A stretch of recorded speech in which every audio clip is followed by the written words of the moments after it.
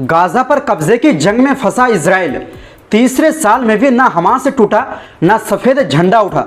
अभी भी 20,000 लड़ाके मौजूद। इजरायली अखबार का चौंकाने वाला रिपोर्ट। जानेंगे रिपोर्ट में हमास की ताकत को किस तरह छापी गई। इनके अलावा अगली खबर में आपको बताएंगे 70 से ज़्यादा ईरानी सांसदों ने परमाणु हथियार बनाने की मांग की। बोले दुश्मन के खिलाफ हिफाजत का एक यही रास्ता। और साथ में ईरान के टॉप कमांडरों ने युद्ध की सालगिरह पर दुश्मन इजराइल को दी चेतावनी, अगर फिर गलती की तो हमारा जवाब कल्पना से भी बड़े होगा। और इसी के साथ आपको बताएंगे पुतिन ने पश्चिमी देशों को लेकर बड़ा बयान दिया है। तो बिना समय गंवाए खबरों की शुरुआत करते हैं। दोस्तों, इजराइल गाजा पर तीसरे साल में भी पूरी तरह से कब्जा जमाने या हमास के खतरों को ख़त्म करने में कामयाब नहीं हो पाया है। इजरायली अखबार येदिओत अहरोनोत अखबार की एक रिपोर्ट कहती है कि हमास सफ़ेद झंडा नहीं उठाएगा और इजराइल को एक लंबी और थकाऊ लड़ाई में फंसा सकता है, जिससे इजराइल को भारी मानव और सैन्य नुकसान उठाना पड़ेगा। रिपोर्ट लिखने वाले अखबार के मिलिट्री एनालिस्ट योसी यहोशुआ कहते हैं कि इजराइल के लिए कोई भी मोर्चा बंद नहीं है। इजराइल गाजा में हमास को दबाने की सख्त योजना के बावजूद पूरी लड़ाई बंद जगह पर नहीं हो रही। गाजा में लगातार तेज लड़ाई जारी है। वहीं वेस्ट बैंक में भी तनाव है और वहां और सैनिकों की ज़रूरत है। इसी के साथ इजरायली सेना को जोर्डन की सीमा पर हथियारों की तस्करी का सामना करना पड़ रहा है। और ऊपर से ईरान अभी भी ऐसा खिलाड़ी बना हुआ है जो पूरे खेल का नक्शा पलट सकता है। रिपोर्ट में कहा गया है कि इजरायली सेना ने गाजा में स्थिति को जटिल और खतरनाक बताया है। इस रिपोर्ट में दावा किया गया है कि सेना बहुत सावधानी से और धीरे धीरे ही आगे बढ़ रही है ताकि आम नागरिकों की हताहत कम हो और दूसरी तरफ राजनीतिक नेताओं को कैदियों की रिहाई के लिए समय मिल सके। रिपोर्ट में यह भी बताया गया है कि सैकड़ों हजारों नागरिकों को दक्षिण गाजा में भेजना इजरायल की योजना का हिस्सा है, लेकिन हमास के ठिकानों में भारी बम, सुरंगें और गहरे समर्थन ढांचे मौजूद हैं जो लड़ाई को लंबा और महंगा बना देंगे। हालांकि इजरायल का दावा है कि उसने हमास के ज़्यादातर नेतृत्व और कस्साम ब्रिगेड के मुख्य कमान को ख़त्म कर दिया है। फिर भी 20,000 से ज़्यादा हथियारबंद लड़ाके अभी भी गाजा शहर और कैंपस में मौजूद है। यूसी के मुताबिक हमास ने गाजा में डिफेंसिव वार प्लान तैयार किया है। उन्होंने सड़कों, घरों और सीवर नेटवर्क में जाल और बम लगाए हैं और बड़ी सुरंगों का जाल तैयार किया है, जिससे ज़मीनी लड़ाई इजरायल के लिए महंगी और लंबी हो जाएगी। और सबसे बड़ी बात है, हमास का मकसद है या तो जीत या फिर मौत। वो कभी हार मानने वाला नहीं, इसलिए वो इजरायली सेना को लंबी और थकाऊ लड़ाई में फंसाएंगे। इसका मतलब है कि पूरे गाजा पर कब्जा करना इजरायल के लिए बहुत मुश्किल और महंगा होगा। रिपोर्ट में कहा गया है कि हमास के पास मौजूद बंधक भी उनकी ताकत का हिस्सा है, इसलिए कुछ बंधकों को गाजा शहर में ले जाया गया, जिससे सेना की कार्रवाई और भी मुश्किल हो गई। इसके चलते राजनीतिक स्तर पर यह ज़रूरी है कि ज़्यादातर बंधक सुरक्षित रहें ताकि भारी हमले से पहले उन्हें छुड़ाने का रास्ता रहे। गाजा के बाहर भी हालात चिंताजनक है। वेस्ट बैंक में लगातार सुरक्षा घटनाएं और हमले हो रहे हैं। वहां इजरायली सेना को और सैनिकों और संसाधनों की ज़रूरत है।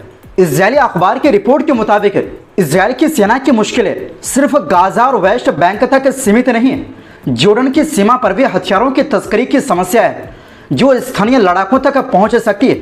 रिपोर्ट में ईरान की भूमिका भी अहम बताई गई है। ईरान ने कहा है कि यदि दुश्मन ने कोई गलती की तो वो जवाब देगा।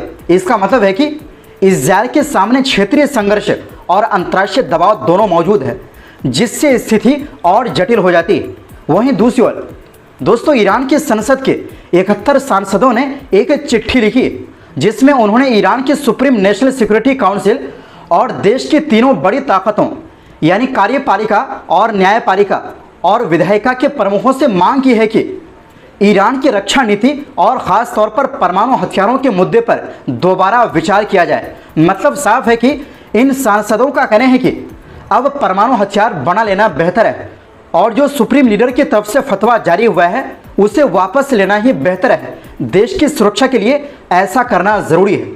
इस बीच ईरान की सेना के chief of staff Abdul Rahim Mousavi ने सोमवार को साफ कहा कि ईरान की फौज और इस्लामिक रेवोल्यूशनरी गार्ड IRGC हर हाल में तैयार है और अगर बाहर से कोई भी खतरा आया तो उसका जवाब निर्णायक, हिला देने वाला और दुश्मनों की सोच से कहीं ज़्यादा ताकतवर और अचानक तरीके से दिया जाएगा।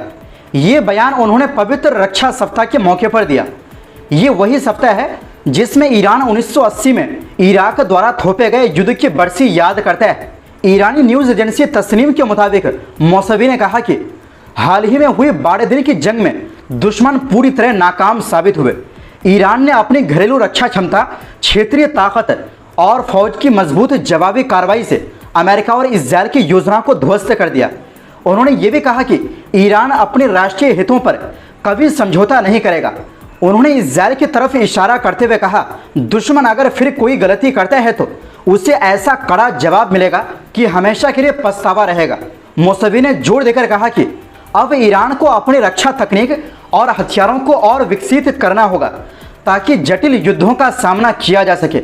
उन्होंने कहा कि ईरान की फौज स्ट्रेटेजिक सरप्राइज का इस्तेमाल करते हुए किसी भी खतरे का जवाब देने के लिए पूरी तरह तैयार है। इसी दौरान इसी कार्यक्रम में ईरान के आर्मी चीफ के मेजर जनरल अमीर हातमी और IRGC के चीफ मेजर जनरल मोहम्मद पकपुर की मुलाकात हुई। दोनों कमांडरों ने साफ चेतावनी दी कि अगर किसी ने ईरान पर हमला किया तो उसका जवाब एकजुट होकर तेजी से और पूरी ताकत के साथ दिया जाएगा।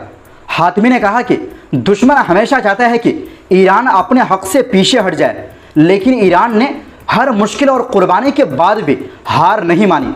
उन्होंने कहा कि आर्मी और गार्ड्स की एकता ही ईरान की असली ताकत है, जो हर साजिश के सामने लोहे की ढाल बनकर खड़ी है।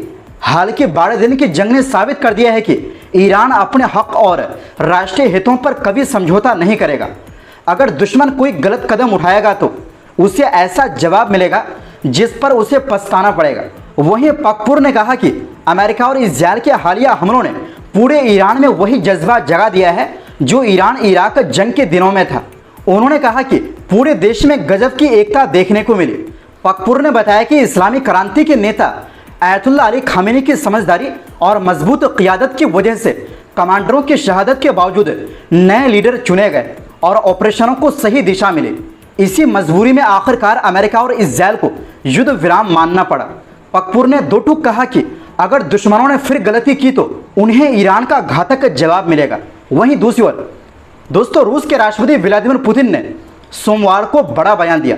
उन्होंने कहा कि मॉस्को अमेरिका के साथ हुई न्यू स्टार्ट परमाणु हथियार संधि के शर्तों का पालन करेगा, लेकिन सिर्फ 1 साल तक, यानी फरवरी 2026 में। जब यह संधि खत्म होगी उसके बाद भी रूस 1 साल तक इन पाबंदियों को मानेगा। लेकिन पुतिन ने साथ ही साफ चेतावनी दी कि अगर रूस को कोई रणनीतिक खतरा हुआ तो वो सिर्फ बातों से नहीं बल्कि सैन्य और तकनीकी कदम उठाकर जवाब देगा। पुतिन ने कहा कि उन्होंने बार बार पश्चिमी देशों को आगाह किया है, लेकिन उनकी किसी भी पहल का कोई सही जवाब नहीं मिला। रूस के राष्ट्रपति ने यह भी आरोप लगाया कि पश्चिम दुनिया में ताकत का संतुलन तोड़ने और पूर्ण वर्चस्व हासिल करने की कोशिश कर रहा है। उनका कहना है कि वैश्विक स्थिरता की स्थिति लगातार बिगड़ रही है। मतलब साफ है, रूस फिलहाल समझौते की शर्तें मान रहा है, लेकिन अगर हालात बिगड़े तो पुतिन की अगली चाल बहुत सख्त और खतरनाक हो सकती है। तो दोस्तों, फिलहाल के लिए इस रिपोर्ट में बस इतना ही। फिर मिलते हैं एक नई रिपोर्ट्स के साथ। आपसे गुजारिश है हमारी सपोर्ट के लिए चैनल को सब्सक्राइब जरूर करें। बहुत बहुत शुक्रिया। अल्लाह हाफिज़।